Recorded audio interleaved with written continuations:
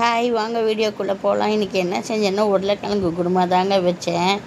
உருளைக்கிழங்கு குருமா வச்சு சாப்பாடு செஞ்சுட்டேன். அப்புறமேட்டு கோதுமை அடை செஞ்சுட்டேன். இதுதான் இன்றைக்கி காலையில் எங்கள் வீட்டில்.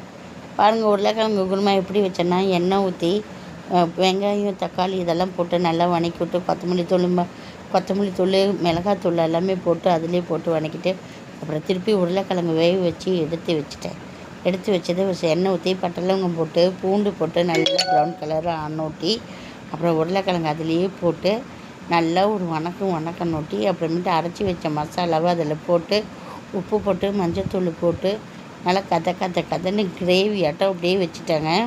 வச்சு முடிச்சுட்டு அப்புறமேட்டு அடை செஞ்சு இந்த குழம்பு வச்சு சாப்பிட்டு பார்த்தாங்க. சூப்பராக இருந்துச்சு. நானாக வச்சேன்னு எனக்கு ஒரு நிமிஷம் ஷாக்கிங் ஆகிடுச்சு. நல்லா வச்சேன் எனக்கு உருளைக்கிழங்கு குருமா. அப்புறமேட்டு வெளியே வந்து உக்காந்துருந்தாங்க.